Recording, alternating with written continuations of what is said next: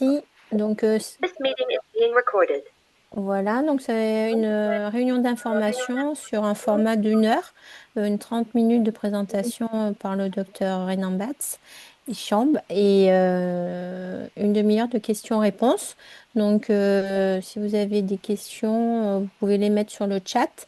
On posera après la présentation de Raphaël. Voilà, merci.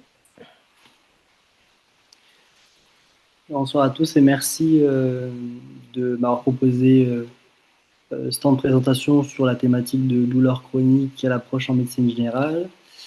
Moi, je suis le docteur Roland Batsicham Raphaël, donc médecin de la douleur, et je travaille à la clinique Les Orchidées, au Port.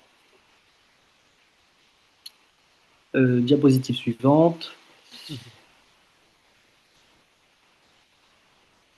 Donc, au programme, l'idée était de reprendre un petit peu les thématiques qu'Elodie m'avait transmises et qui avaient été transmises par les participants, donc avec quelques rappels physiopathologiques.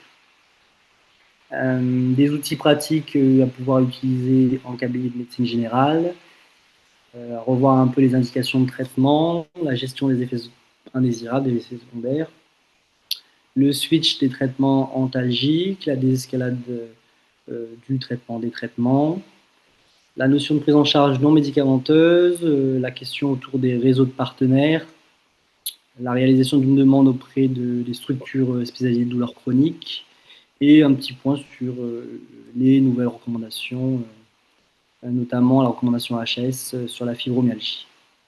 Diapositive suivante.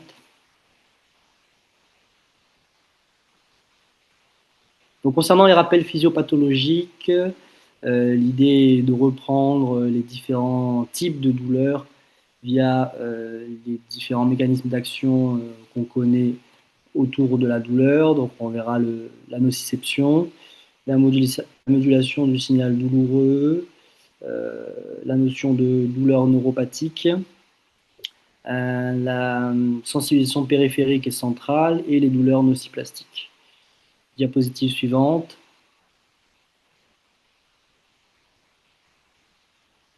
Donc, en ce qui concerne les douleurs nociceptives, la nociception, c'est vraiment le mécanisme le plus connu en termes de douleur. Donc, l'idée est l'idée d'un message douloureux partant de la périphérie au niveau des récepteurs nociceptifs et remontant progressivement via le trajet nerveux au niveau du cerveau en passant par la moelle épinière et au niveau du cerveau, le message douloureux qui va être interprété. Diapositive suivante.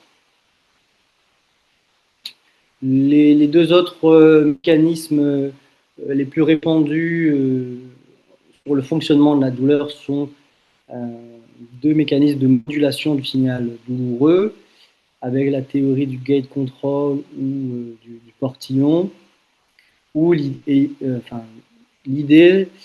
est qu'on va venir en fait moduler le signal douloureux au niveau d'une interaction synaptique, au niveau de la moelle épinière, où justement on va venir envoyer d'autres messages nerveux, essayant de moduler, de diminuer ce signal douloureux. Il va y avoir également un mécanisme avec un signal nerveux, un message nerveux venant du cerveau et descendant via le contrôle inhibition descendante. Donc, c'est deux mécanismes qui vont venir moduler la douleur, qu'on va pouvoir utiliser justement pour traiter la douleur. Diapositive suivante.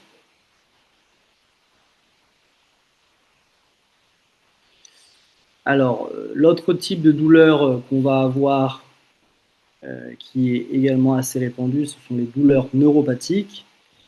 Les douleurs neuropathiques, contrairement aux douleurs nociceptives, sont en lien avec une lésion du système nerveux, responsable justement de ce message douloureux. Soit on va avoir une atteinte en périphérie directement au niveau du nerf, qui va occasionner donc des douleurs localisées, ou alors on va avoir une lésion plus haut sur le message douloureux, au niveau de la moelle épinière ou du cerveau, et on va pouvoir avoir des douleurs plus étendues, voire disséminées. Diapositive suivante. Enfin, un dernier mécanisme physiopathologique qu'on retrouve en douleur, c'est le phénomène de sensibilisation périphérique et centrale. Lorsqu'on va être exposé de manière répétée à un signal douloureux, un signal nociceptif, on va avoir un phénomène d'inflammation au niveau du nerf, que ce soit à la périphérie ou au niveau central. Cette inflammation va entraîner des dommages tissulaires et va entraîner la baisse du seuil d'extabilité, donc la baisse du seuil provoquant un stimulus douloureux. Donc, diapositive suivante.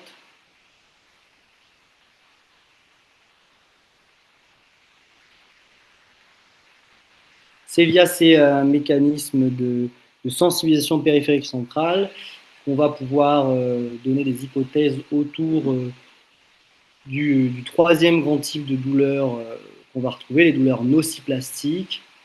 Donc, les douleurs nociplastiques se caractérisent par l'absence de lésions objectives retrouvées, mais restent tout de même des douleurs à prendre en considération et à prendre en compte chez nos patients. Donc, si on reprend les 4 mécanismes d'action qu'on peut retrouver, les 4 types de douleurs qu'on peut retrouver, on a donc la douleur nociceptive, la douleur neuropathique. Il peut y avoir des douleurs mixtes, c'est-à-dire à la fois nociceptives et neuropathiques, notamment chez nos patients atteints de cancer, avec des douleurs liées au cancer, et donc, comme cité dernièrement, les douleurs nociplastiques. Diapositive suivante.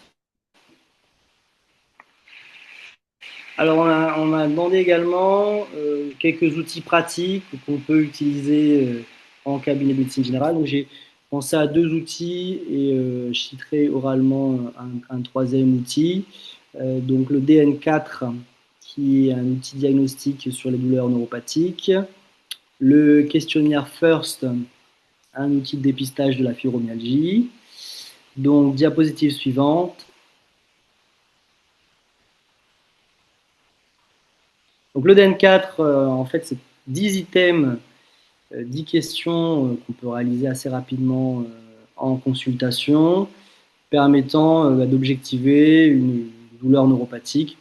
Si on va avoir 4 réponses positives sur 10 à ce questionnaire, on a une forte probabilité, une forte sensibilité qui permet de nous dire qu'on est face à des douleurs neuropathiques. Donc, les items sont douleur à type de brûlure, sensation de froid douloureux, décharge électrique, fourmillement, picotement, engourdissement, démangeaison. À l'examen clinique, on va rechercher une hypoesthésie au tact ou à la piqûre et les douleurs provoquées, augmentées au frottement. Donc voilà pour le DN4. Ça permet de caractériser assez rapidement face à quel type de douleur on est. Diapositive suivante. Et enfin, donc, je voulais parler du questionnaire FIRST, qui est un questionnaire de dépistage de la fibromyalgie. C'est vrai que nos patients fibromyalgiques peuvent avoir par moment un certain nombre de mois, voire d'années avant un diagnostic de fibromyalgie. Donc c'est vrai qu'une fois qu'on a éliminé une autre pathologie qui pourrait expliquer les symptômes et qu'on pense à la fibromyalgie, ne pas hésiter à réaliser en cabinet le questionnaire FIRST qui permet d'aiguiller sur le diagnostic de fibromyalgie. Donc avec des douleurs, donc c'est un auto-questionnaire que les patients peuvent remplir seuls. Si on a des douleurs depuis au moins 3 mois partout dans le corps, associées à une fatigue générale permanente, des douleurs à type de brûlure, décharge électrique, des crampes, des associations anormales comme des fourmillements, picotements, engourdissements dans le corps, d'autres problèmes de santé associés, problèmes digestifs, urinaires, des maux de tête ou des impatiences dans les jambes et un impact important des douleurs sur le quotidien, notamment sur le sommeil, la capacité à se concentrer ou l'impression de fonctionner au ralenti. Le troisième outil que je voulais vous partager, c'est également on va dire la notion de douleur contrôlée, on parle de douleurs contrôlées lorsqu'on est face à des douleurs chroniques. Pardon. Si on va avoir une douleur de fond inférieure à 4 sur 10, moins de 5 pics par jour, un sommeil correct et que notre patient va pouvoir avoir une qualité de vie correcte en matière de capacité fonctionnelle. Voilà. Diapositive suivante. Donc, concernant les indications de traitement, on va revoir, je ne sais pas si vous la connaissez, mais la classification de Lussier-Beaulieu, qui est venue un peu remplacer justement la classification OMS que j'ai mise quand même dans les diapositives. Et puis on reverra un peu les recommandations françaises concernant les douleurs neuropathiques. Donc, diapositive suivante.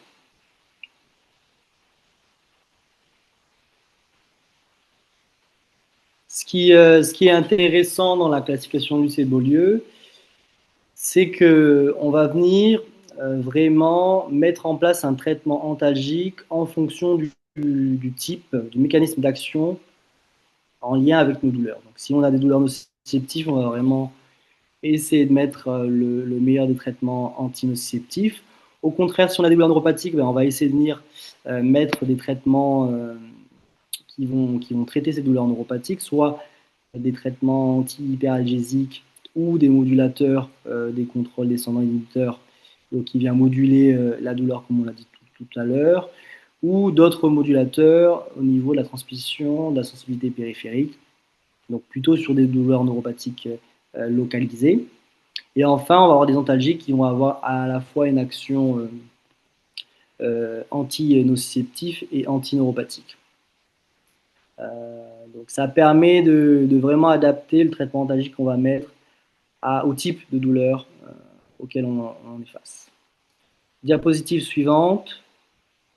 J'ai quand même mis la classification OMS puisqu'elle me paraît intéressante on va dire, dans cette notion de graduation progressive en termes d'intensité de mise en place de traitement, notamment, on va dire, au passage du palier modéré à intense, voire intense et très intense. Donc c'est vrai que je trouve cette classification intéressante. C'est vrai qu'avant de passer au palier 3, l'idée c'est de voir un petit peu quel palier 2 on a, les différents paliers 2 qu'on a, et essayer peut-être plusieurs paliers 2 avant de passer au palier 3. Et si vraiment c'est des douleurs de faible intensité, plutôt essayer de rester sur les traitements antinociceptifs classiques simples. Diapositive suivante. J'ai mis également les recommandations françaises concernant les traitements de la douleur neuropathique, parce que je trouve que c'est assez bien fait. L'idée est vraiment de venir différencier les douleurs localisées où on pourra réaliser un traitement local des douleurs neuropathiques plus diffuses ou plus étendues. Donc avec des traitements en première ligne qu'on peut prescrire en médecine générale hors militens où il faudra une prescription particulière. Et après, en deuxième ligne, des traitements qui vont être réalisés plutôt dans les structures hospitalières douleurs chroniques en ce qui concerne les douleurs neuropathiques localisées. Mais concernant les douleurs neuropathiques périphériques et centrales, voilà, au final, on a quand même 6 molécules qu'on peut utiliser pour essayer de soulager nos patients avec une première ligne et une deuxième ligne, des traitements qu'on utilise plutôt dans un deuxième temps. Voilà, donc diapositive suivante. Concernant la gestion des effets secondaires, effectivement, beaucoup de traitements antalgiques vont occasionner chez nos patients des effets secondaires. Alors après, la réflexion va être est-ce que les effets secondaires vont rester dans le temps? Souvent, on va avoir une période, on va dire, d'une semaine à l'introduction du traitement où les effets secondaires pourront diminuer. Mais c'est vrai qu'il va y avoir cette question si les effets secondaires sont trop importants, d'arrêter ou d'essayer de changer justement le traitement antalgique. Il y a un des traitements un des effets secondaires qu'on sait quasi systématique et qu'on a plutôt tendance à essayer de traiter d'emblée, c'est ce qui concerne la constipation opio-induite. Hein. On sait que si on va mettre voilà, du Skinan ou l'Oxycontin, on va avoir une constipation d'emblée. Donc je pense que là, l'idée c'est plutôt d'en parler d'entrée, quitte à même prescrire un traitement symptomatique en 6 points, pour pas que les patients soient perdus si la constipation arrive dans un deuxième temps. Ensuite, par exemple, s'il y a des nausées, vomissements opio-induits, on peut également se dire qu'on va faire un traitement symptomatique vraiment de façon anticipée si besoin. Diapositive suivante. Donc effectivement, concernant les opioïdes, on sait que la constipation reste un problème important. Donc en matière de prise en charge de la constipation, l'idée est toujours de favoriser les règles hygiéno-diététiques, bien évidemment. Pouvoir proposer la prescription d'un laxatif osmotique, comme je disais, de façon assez systématique, et traitement à adapter en fonction de la persistance des symptômes. Si les symptômes persistent, on peut augmenter la dose des laxatifs, voire essayer d'en prescrire un autre.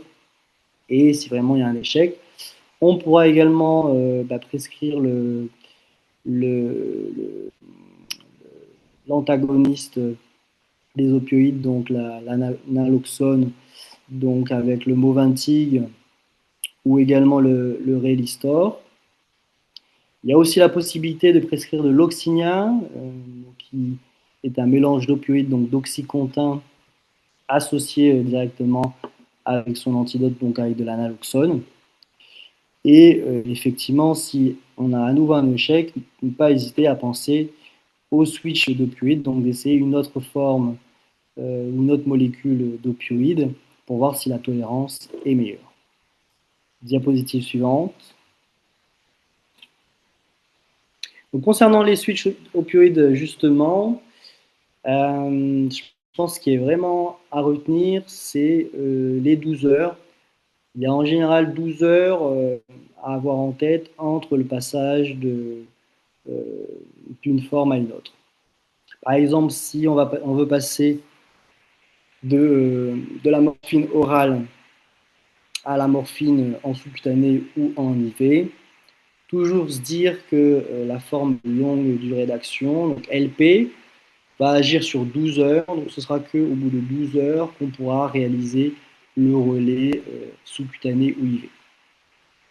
Également, si on veut passer le patch de fentanyl transdermique, par exemple à la forme orale, se dire que une fois qu'on aura enlevé le patch va agir encore pendant 12 heures avant de ne plus agir, en sachant que la morphine orale, elle va agir sur 12 heures. Donc toujours avoir ça en tête lorsqu'on fait une rotation pour justement arriver à ne pas avoir de période sans traitement antalgique, sans traitement opioïde. Autrement, pour la conversion, l'idée est toujours de partir 20 à 30% inférieur à l'équianalgésie. On a le tableau pratique d'équiantalgie qu'on peut trouver assez facilement.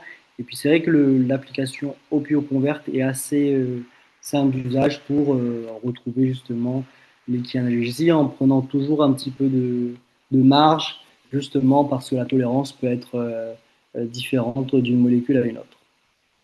Diapositive suivante. En ce qui concerne les switches des antineuropathiques, donc on l'a vu tout à l'heure dans les recommandations françaises, on a quand même, on va dire, 4 types de molécules qu'on pourra utiliser sur les douleurs neuropathiques. Si, suite à une mauvaise tolérance ou une inefficacité, on souhaite réaliser un switch, l'idée est d'essayer de diminuer progressivement la dose de la molécule qu'on a prescrite avant de débuter la nouvelle molécule. Alors, on n'est pas obligé l'arrêter totalement, l'ancienne molécule, pour débuter la nouvelle, mais quand même, l'idée est d'essayer de diminuer de façon importante la première molécule avant d'introduire l'autre traitement. Diapositive suivante. Il y a également la question de la désescalade thérapeutique. Je pense notamment lorsqu'on a un patient avec des douleurs chroniques et des doses d'opioïdes importantes. L'idée est vraiment d'essayer de faire une diminution progressive des traitements antalgiques. Je mets entre 3 et 7 jours, c'est vraiment en fonction des patients. L'idée est d'essayer de prévenir les symptômes de sevrage. Donc, si on voit qu'une diminution tous les 3 jours est trop compliquée, ne pas hésiter à faire une diminution tous les 7 jours, donc une fois par semaine, vraiment palier par palier.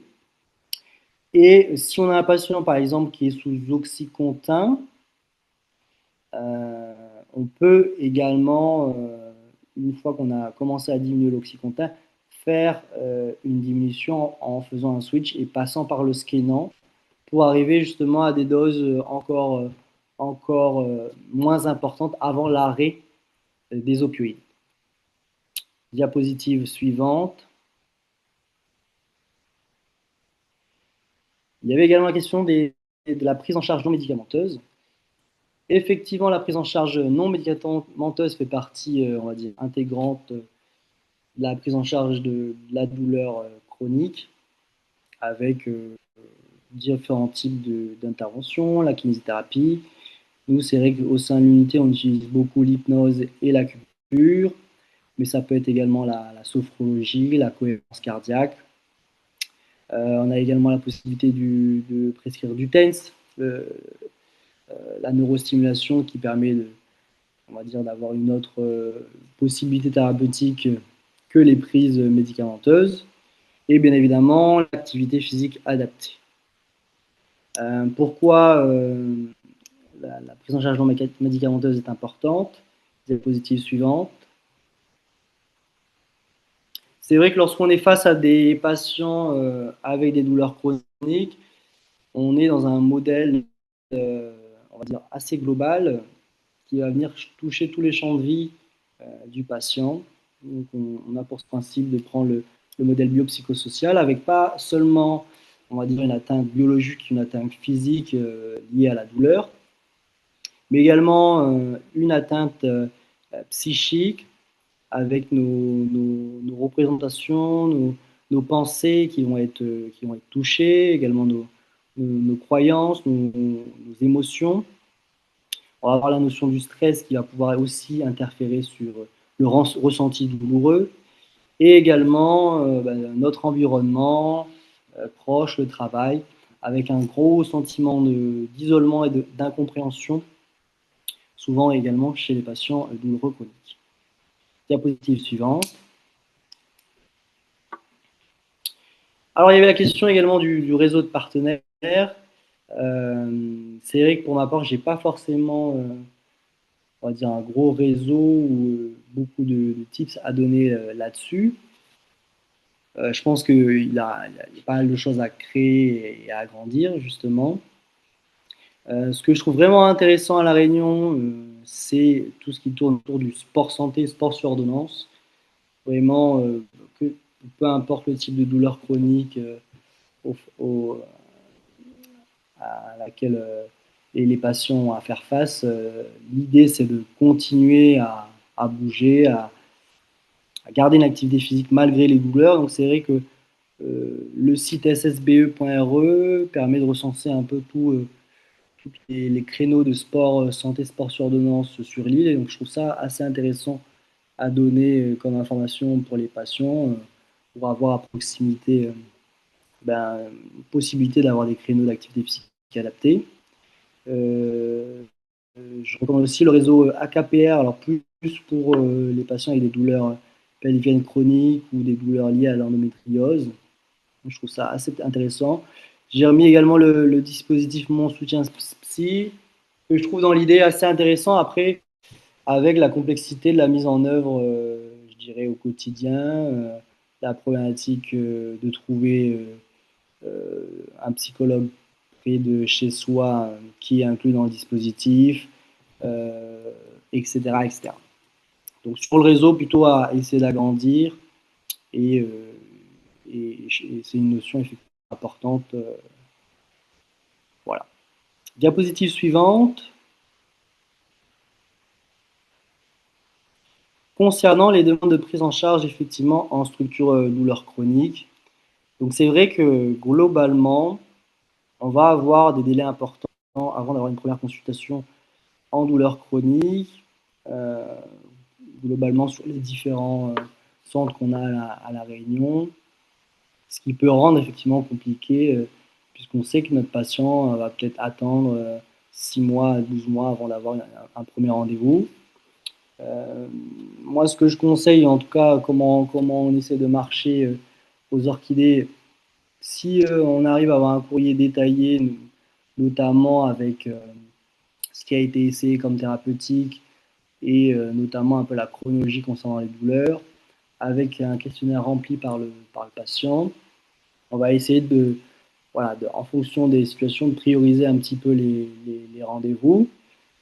Si il y a un souhait d'avoir un rendez-vous rapidement, vous sentez qu'il y a une situation où il y a besoin d'un rendez-vous rapide, ne pas hésiter à nous contacter aussi pour qu'on en discute, qu'on échange. En tout cas, je sais que à la clinique d'Orchidée, on est vraiment en cours de réflexion sur ce délai d'attente qui était moins important, on va dire, il y a 6 mois de ça et qui commence à s'allonger progressivement. Donc voilà, on est en cours de réflexion, donc ça peut être aussi intéressant d'en discuter, ce soir. Voilà, quel patient ou quelle situation prioriser. Je pense que si, en tout cas, on a des patients sur lesquels on sait qu'ils vont pouvoir bénéficier d'un traitement qu'on va retrouver uniquement en structure douleur. Donc, par exemple, les douleurs neuropathiques localisées comme la toxine botulique ou le Putenza, je pense que ça peut être intéressant effectivement d'insister, d'envoyer un mail pour avoir un rendez-vous rapidement. Également, s'il y a besoin d'aide sur des escalades thérapeutiques, si on a un patient avec des douleurs chroniques, on a du mal à sevrer en opioïdes, ne pas hésiter également à nous contacter. Et après, on a ces derniers temps beaucoup de demandes par rapport à la fibromyalgie. Je pense que voilà, on a discuté avec les rhumatologues, mais l'idée peut-être si vous avez des patients où les douleurs sont installées depuis 6 mois ou 12 mois, pas hésiter voilà, à nous alerter pour qu'on essaie de les voir rapidement. Si c'est des douleurs qui sont là depuis 5, 10, 20 ans, peut-être qu'effectivement on n'est pas dans la même chronologie et ce sera peut-être plus compliqué d'avoir un réel changement rapide, en tout cas sur la gestion des douleurs ou le vécu douloureux. Diapositive suivante. Enfin, une petite diapositive pour terminer sur les dernières recommandations qui vient tout juste de sortir. La semaine dernière, on a eu un webinaire organisé par l'autorité de santé, donc qui a sorti des recommandations sur la fibromyalgie. Les points importants que j'aimerais citer suite à ces recommandations, c'est l'importance de, si on a fait un diagnostic de fibromyalgie qui est au final très clinique, même s'il faut éliminer certains diagnostics différentiels, l'annoncer aux patients. Je pense que le fait de mettre un nom sur ces symptômes qui ont un impact important sur le quotidien, ça permet d'avancer. La notion d'éducation thérapeutique reste importante, notamment dans la gestion au quotidien de la douleur. La mise en avant de l'activité physique adaptée, alors pas forcément à visier antidouleur ou antalgique, mais vraiment pour justement maximiser l'autonomie des patients, essayer d'avoir le maximum de capacité fonctionnelle. Une prise en charge médicamenteuse qui est vraiment pas en première intention, en premier recours. Hein. L'idée, c'est d'essayer d'avoir le moins de prises médicamenteuses possible et bien évidemment un accompagnement global. Donc, on l'a vu dans le modèle biopsychosocial, la partie environnement, la partie psychique reste également importante dans cette pathologie. Diapositive suivante.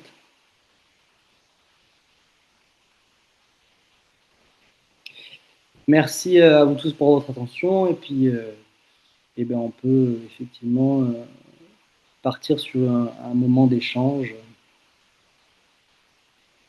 Merci beaucoup, Raphaël. Tu as tenu le chrono parfait. 27 minutes, bravo. Du coup, il y a Morgane et Magali qui nous ont rejoints au cours de la présentation, qui était super. Merci beaucoup. Donc, voilà, pour les participants, vous pouvez poser les questions soit en direct ou soit le chat. Donc, il y a François là qui a posé quelques questions au fur et à mesure de ta présentation. Du coup, c'est vrai que je savais même pas, tu vois, tu me l'apprends, François. L'Isagis, c'est pas sur ordonnance sécurisée. C'est vrai que les antalgiques de palude 2 et le morphinique et les médicaments comme la prégabaline, c'est sur ordonnance sécurisée depuis le mois de septembre, je crois. Et voilà, est-ce que tu sais pourquoi, comment ça se fait que l'Isagis n'est pas sur cette liste? Alors, sur les algies, je j'ai aucune certitude. Alors, j'en ai discuté avec le pharmacien à la clinique la dernière fois. Et elle me disait que l'Isagis, normalement, était sur ordonnance sécurisée. Donc, moi, je commence à le faire sur ordonnance sécurisée. Je j'ai aucune certitude sur le fait qu'il n'y ait pas besoin d'ordonnance sécurisée. Normalement, vu que c'est enfin, c'est pas très clair, mais normalement, c'est effectivement tous les paliers 2 qui doivent nécessiter une ordonnance sécurisée. Ouais, Mais je ne suis pas sûr de ma ouais. réponse là-dessus. En fait, je Alors, en fait, regardais du coup sur le Vidal. alors, Excuse-moi, en fait François, et c'est pas noté. dans les antalgiques de palier 2, tu as le tramadol et la codéine qui sont passés sur palier 2, sur hormones sécurisées, mais pas l'opium qui est dans l'Isadji. Tu Ouais. parlais aussi tout à l'heure du dextropropoxyphène. Le dextropropoxyphène n'est plus sur le marché depuis longtemps. Mm. C'est le diantalvic, hein. Moi, j'avais connu le Ouais. diantalvic, je Oui, crois. Et c'est vrai que sur le Vidal, c'est écrit liste 1. Du coup, il n'y a pas de... Ouais, il n'y a pas de recommandation. alors, c'est vrai que je ne sais Moi pas aussi, pourquoi ça m'étonne. ils ont fait une différence avec les algies. Et Mm. c'est vrai que moi, au début, je trouvais ça du coup plus simple de prescrire les algies parce qu'il n'y avait pas besoin de faire l'ordonnance sécurisée. Mais bon, peut-être qu'effectivement, il n'y a pas besoin de faire l'ordonnance sécurisée. Mais c'est vrai que même les pharmaciens à la clinique ne savaient pas trop me dire s'il fallait ou pas. Mais bon, c'est peut-être effectivement le seul où il n'y a pas besoin d'ordonnance sécurisée pour le moment. Et aussi l'accupant. A priori, l'accupant, tu n'as pas besoin non plus de mettre sur ordonnance sécurisée. Non, l'accupant, il n'y a pas besoin. Alors. Ouais. Et Et donc l'acupuncture, la c'est un palier 1. prégabaline, ouais, Ah bon? l'accupant, c'est un peu. Oui, Ah un ouais? palier 1.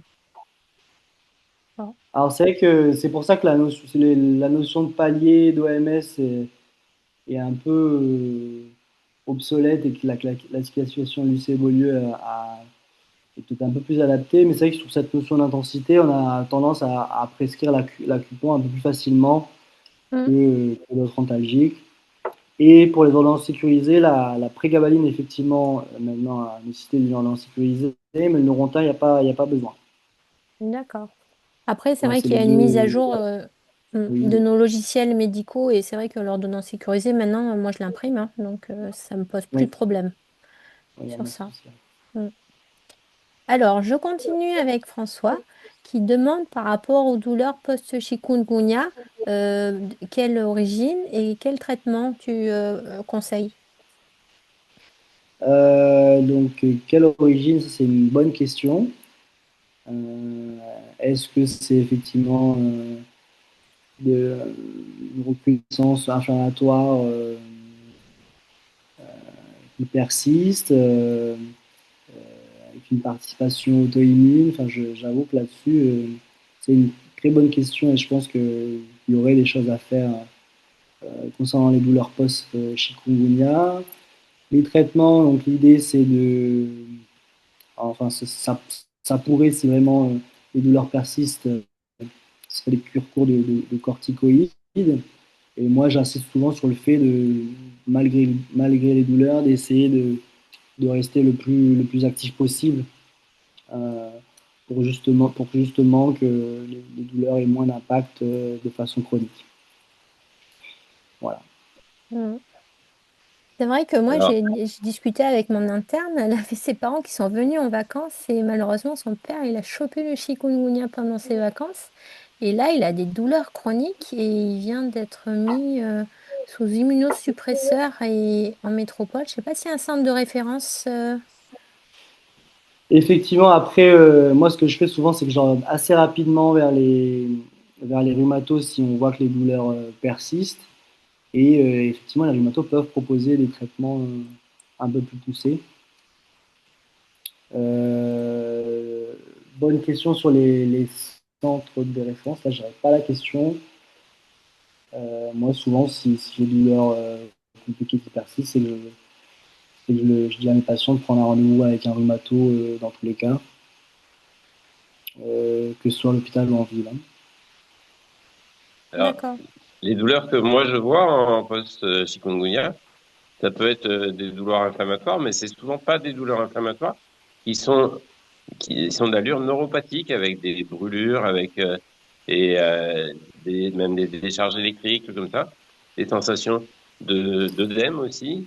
Les gens ont l'impression que leur membre est gonflé et donc quelquefois on se demande s'il n'y a pas une participation neuropathique quand même par rapport à ces douleurs-là. Est-ce qu'on a déjà essayé d'utiliser des médicaments de douleurs neuropathiques dans les douleurs post-chikungunya et avec quels résultats? Et sinon, moi, j'ai certains infectiologues me disent que les douleurs post-chikungunya surviennent plus facilement chez des gens qui n'ont pas respecté un repos pendant leur chikungunya, des gens qui ont repris une activité physique immédiatement. Et il semblerait que ça soit un facteur favorisant de ces douleurs persistantes. Est-ce que tu as une notion là-dessus? Non, j'ai ni notion sur des traitements antineuropathiques sur les douleurs post-chikungunya, et ni notion d'un facteur favorisant d'un repos lors d'une infection au chikungunya, j'avoue. Mm. Ok. Alors, donc après, François demandait, ouais, par rapport au changement des traitements sur les douleurs neuropathiques pour le relais. Ouais, Euh, tu nous dis qu'il faut diminuer progressivement un traitement avant d'en mettre un autre.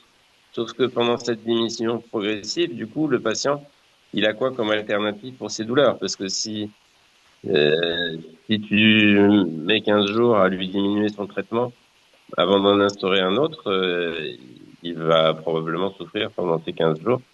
Et à ce moment-là, peut-être qu'il faut faire un traitement relais par autre chose, j'en sais rien. Alors l'idée n'est pas forcément de mettre 15 jours, hein, mais plutôt de se dire sur 3 à 6 jours, on essaie de diminuer de moitié, puis encore de moitié. Et justement, de ne pas attendre l'arrêt du premier antineuropathie avant de débuter la nouvelle molécule, justement pour pas qu'il y ait, on va dire, un laps de temps trop important Donc, qui en pourrait fait, effectivement. tu diminues progressivement en même temps que tu augmentes progressivement le nouveau traitement, C'est ça? ça. C'est ça. mm, D'accord. Ok. Tu fais un relais progressif en diminuant. Après, effectivement, Et s'il y donc, a des gros pics de tu douleur, chevauches, tu chevauches les deux molécules. exactement. D'accord. Ok. et ensuite, bonne question, comment prendre en charge une fibromyalgie au cabinet? C'est une très bonne question, mais c'est vrai que déjà, je pense que alors après, ça pourrait être intéressant d'échanger avec vous, mais j'imagine que le patient, la patiente avec une fibromyalgie, ça peut être plusieurs consultations répétées pour des douleurs, on va dire, diverses, et qu'à un moment donné, la question de la fibromyalgie peut se poser. Alors effectivement, avant tout, éliminer les diagnostics différentiels. Donc, le classique, c'est quand même, vu que c'est souvent des douleurs articulaires, avoir un avis rhumato et faire un bilan, on va dire, simple rhumato. Et puis, voilà, vraiment l'outil questionnaire First, je pense qu'il est assez intéressant. Moi, j'avoue que on va dire, assez rapidement avec des éléments cliniques, un questionnaire FIRST positif, un terrain avec un parcours de vie compliqué, des événements douloureux tout au long du parcours de vie. J'arrive assez rapidement à avoir un ensemble d'arguments pour poser le diagnostic de fibromyalgie et pas hésiter vraiment à le dire, à le poser dans un premier temps avec le patient, puisque ça permet en tout cas, de faire avancer le cheminement du patient. Ce qui peut être compliqué, c'est vraiment de se dire qu'il n'y a pas de traitement médicamenteux qui va vraiment, on va dire, aider à long terme à nos patients. Donc ça peut être compliqué, arriver à essayer de faire diminuer les prises médicamenteuses. Et, euh, et après, je pense vraiment à l'approche non médicamenteuse, essayer d'avoir des réseaux pour pouvoir proposer des approches non médicamenteuses afin d'arriver à une meilleure gestion au quotidien de la douleur. Ça me paraît important. Et effectivement, l'activité physique adaptée, alors avec le sport sur ordonnance, ça peut en faire partie. En tout cas, pour essayer de rendre quand même autonome sur le plan fonctionnel nos patients, et leur expliquant bien que, ok, c'est sûr que l'activité physique, ça peut occasionner plus de douleur, mais l'idée, c'est que c'est qu'ils puissent faire le plus de choses possible malgré les douleurs. Sur l'activité physique adaptée, souvent, ce que je recommande, c'est plutôt d'essayer d'avoir une activité dans l'eau, une activité aquatique. Alors, c'est vrai que pour le coup, à La Réunion, on a quand même la possibilité d'avoir des activités physiques aquatiques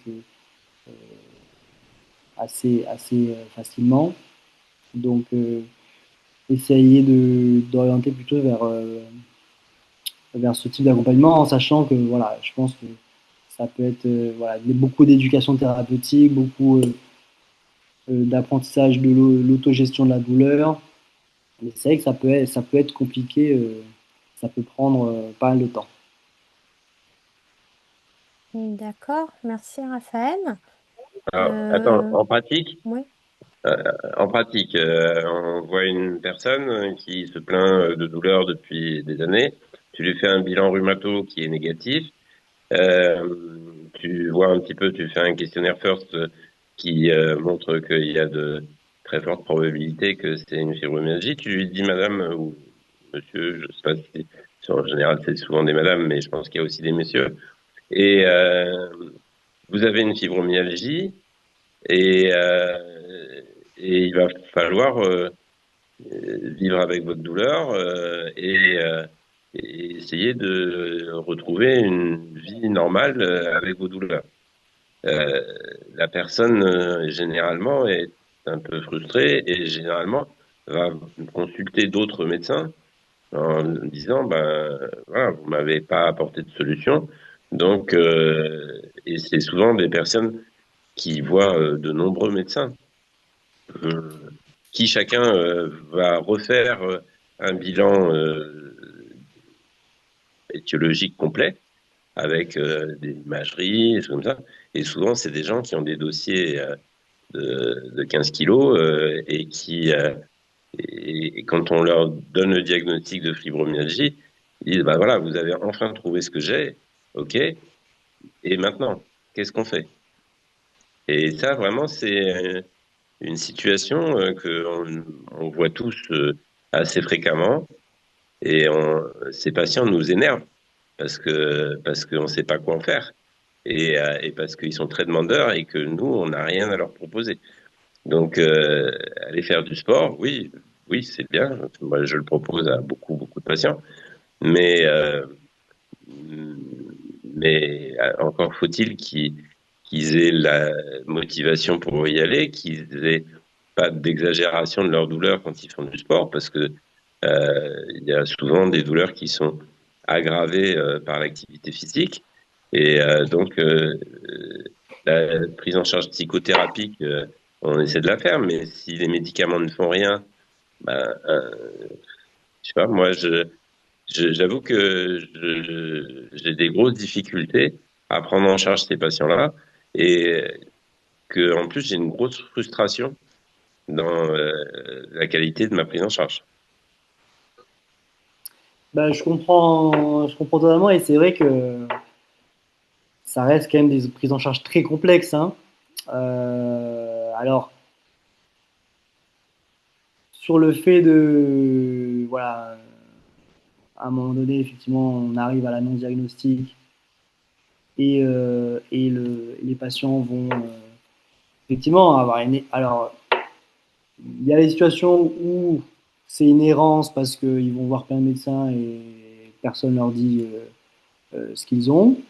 Et il y a effectivement le cheminement aussi après de se dire on m'a dit que c'était une fibromyalgie, mais je vais quand même voir plusieurs médecins pour avoir différents avis.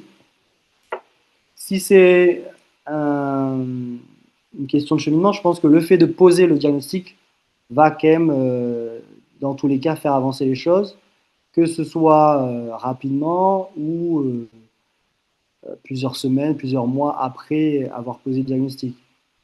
Euh, je pense que la frustration de n'avoir rien à proposer, ou en tout cas de n'avoir rien de concret à proposer, est réelle.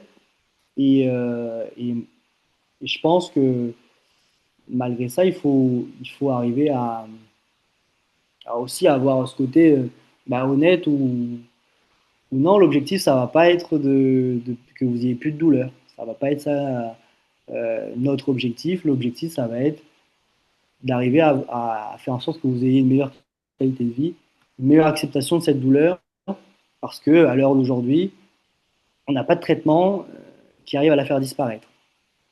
Moi, c'est vrai que les patients que je vois avec une fibromyalgie, dès la première consultation, c'est vrai que c'est ces paroles-là que je vais avoir.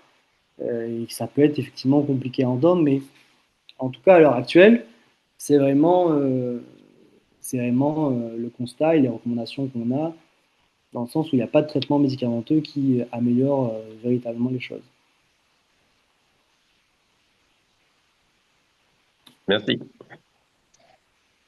Merci. Du coup, dans le centre antidouleur, en proportion, c'est beaucoup de fibromyalgie qui arrivent chez toi? Mais de plus en plus, ouais. Mais c'est vrai que, alors je ne sais pas si c'est, en tout cas, les rhumatologues envoient pas mal de patients atteints de fibromyalgie, les médecins généralistes aussi, Mhm. mais à un certain nombre. Ouais. Je ne saurais pas les chiffres exacts. Après, c'est vrai que moi, j'ai plutôt la spécialité de douleurs liées au cancer, donc on a quand même pas mal de patients atteints de cancer ou avec des douleurs neuropathiques séquelaires post-traitement du cancer, mais on commence à avoir aussi beaucoup de patients fibromyalgiques. D'accord. Merci. Du coup, les filles, est-ce que vous avez des questions?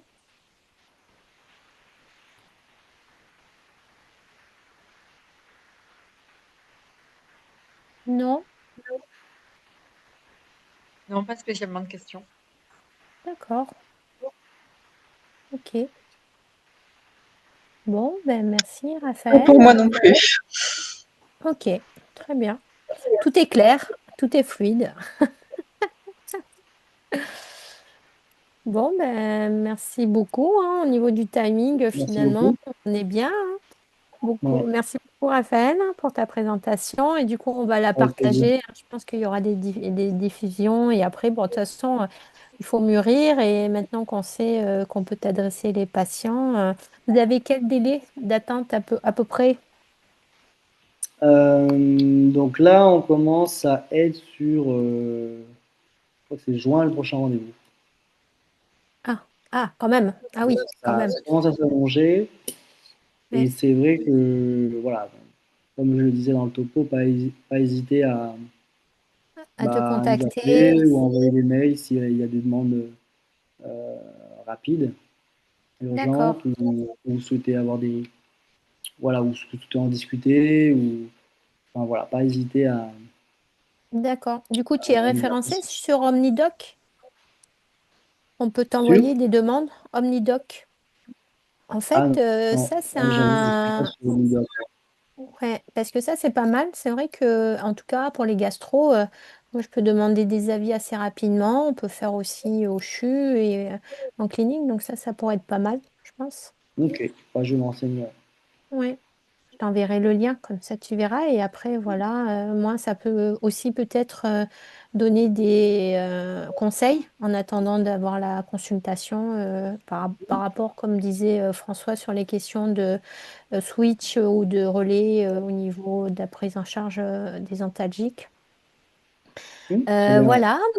Bon, ben, merci beaucoup à tous, aux participants. Donc, Vincent a mis sur le chat et il vous l'enverra, je pense, par mail, l'enquête de satisfaction, parce que c'est vrai que ces réunions d'information sont couverts de l'ARS, donc on a des comptes à rendre et ça nous aide à donner la plus-value de ces réunions d'information. Voilà, donc c'est vrai que Raphaël, tu avais un autre sujet, je crois que c'était quoi l'autre sujet que tu m'avais proposé? Je me souviens plus. Oui, l'après-cancer. Ah oui, c'est ça, ouais, ce que dont tu t'occupes. Donc peut-être on organisera ça d'ici fin d'année ou début d'année prochaine, si tu as envie, toujours. Avec plaisir. Voilà. Ouais. Bon, j'ai rien oublié, Vincent, là, je sais plus là. L'enquête de Non, c'est satisfaction, parfait. c'est bon? C'est bon. Ben, merci à tous. Bonne soirée. À bientôt. Bonne Merci soirée. Merci, bonne encore, soirée. Raphaël. Au revoir. Au revoir. Au revoir. Au revoir, bonne soirée. Merci. Au revoir.